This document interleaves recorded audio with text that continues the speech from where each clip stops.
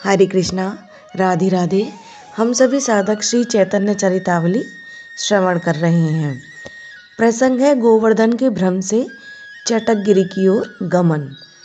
श्री रघुनाथ दास गोस्वामी कहते हैं, नीलांचल के निकट समुद्र के बालुका के चटक पर्वत को देखकर गोवर्धन के भ्रम से मैं गिरिराज गोवर्धन के दर्शन करूँगा।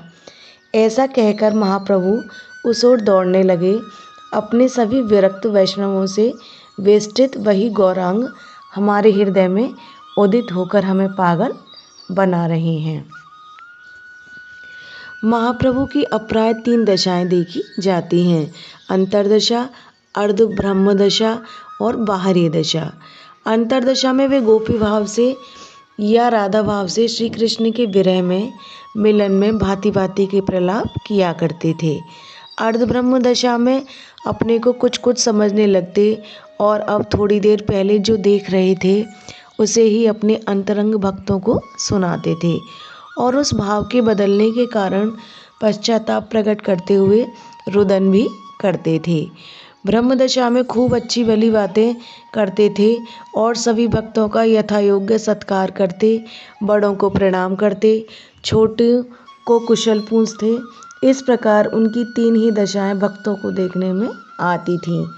तीसरी दशा में तो वे बहुत ही कम कभी आते थे, नहीं तो सदा अंतरदशा या अर्ध बाहरी दशा में मग्न रहते थे। स्नान, शयन, भोजन और पुरुषोत्तम दर्शन ये तो शरीर के स्वभावानुसार स्वतः ही संपन्न होते रहते थे।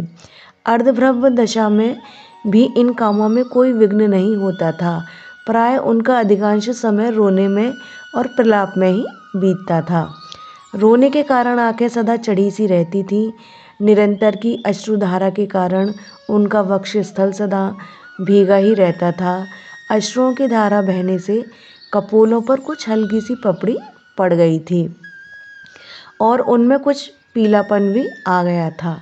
रामानंद राय और स्वरूप दामोदर ही उनके एकमात्र सहारे थे।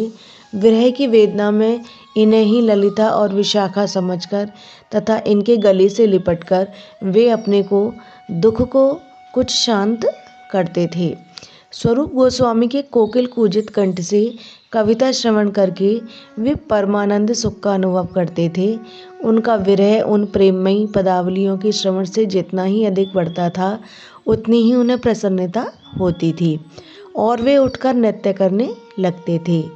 एक दिन प्रभु समुद्र की ओर जा रहे थे। दूर से ही उन्हें बालुका चटक नामक पहाड़ सा दिखा। फिर क्या था, बस जोरों की हुंकार मारते हुए आप उसे ही गोवर्धन समझकर उसी ओर दौड़े। इनकी अद्भुत हुंकार को सुनकर जो भी भक्त जैसा बैठा था वह वैसे ही इनके पीछे दौड़ा।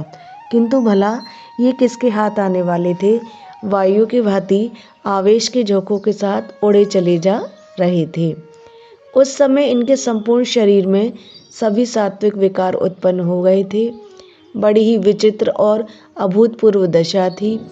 कविराज गोस्वामी ने अपनी मार्मिक लेखनी से बड़ी ही ओजस्विनी भाषा में इनकी दशा का वर्णन किया है। उन्हीं के शब्दों में सुनिए। प्रति रोमकूपे मासम व्रणेर आकार, तार उपेर रोमोद्गम कदम्ब प्रकार, प्रति रोमे प्रस्वेद पड़े रुधिरेर धार, कंठ घर घर नाही वर्णेर उच्चार। अर्थात प्रत्येक रोमकूप मानो मांस का फोड़ा ही बन गया है। उनके ऊपर रोम ऐसे दिखते हैं जैसे कदम्ब की कलियां।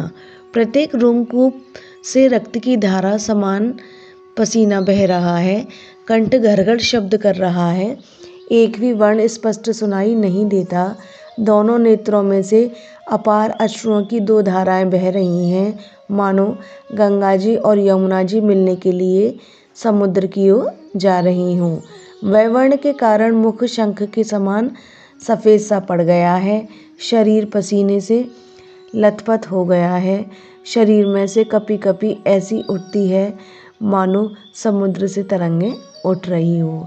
ऐसी दशा होने पर प्रभु और आगे न बढ़ सके। वे थरथर कांपते हुए एकदम भूमि पर गिर पड़े। गोविंद पीछे दौड़ा आ रहा था। उसने प्रभु को इस दशा में पड़े हुए देखकर उनके मुख में जल डाला और अपने वस्त्र से वायु करने लगा। इतने में ही जगदानंद पंडित, गदाधर गोस्वामी, रमाई, नदाई तथा स्वरूप दामोदर आदि भक्त पहुंच गए। प्रभु की ऐसी विचित्र दशा देखकर सभी को परम विस्मय हुआ। सभी प्रभु को चारों ओर से घेरकर उच्च स्वर से संकीर्तन करने लगे। अब प्रभु को कुछ कुछ होश आया। वे हुंकार मारकर उठ बैठे और अपने चारों ओर भूले से, भटके से, कुछ गवाए से इधर उधर देखने लगे और स्वरूप गोस्वामी से रोते रोते कहने लगे, अरे हमें यहाँ कौन ले आया? गोवर्धन पर से यहाँ हमें कौन उठा लाया? आहा, वह कैसी दिव्य छटा थी। गोवर्धन की नीरव निकुंज में नंदलाल ने अपनी वही बांस की बंसी बजाई। उसकी मीठी ध्वनि सुनकर मैं भी उसी ओर उठ धाई। राधा रानी भी अपनी सखी सहेलियों के साथ उसी स्थान पर आईं। आहा, उस सांवरे की कैसी सुंदर मंद मुस्कान थी। उसकी हंसी में जादू था। सभी गोपिकाएं अकीसी, जकीसी, भूली सी, भटकी सी उसी को लक्ष्य करके दौड़ी आ रही थीं। सहसा वह सांवला अपनी सर्वश्रेष्ठ सखी श्री राधिका जी को साथ लेकर न जाने किधर चला गया। तब क्या हुआ कुछ पता नहीं। यहाँ मुझे कौन उठा लाया? इतना कहकर प्रभु बड़े ही जोरों से हा कृष्ण, हा प्राण वल्लभ, हा रा हृदय रमण कहकर जोरों से रुदन करने लगे।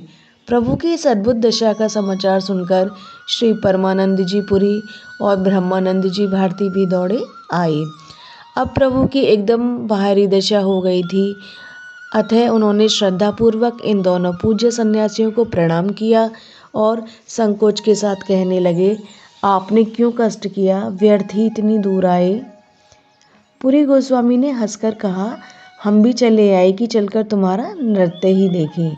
इतना सुनते ही प्रभु लज्जित से हो गए।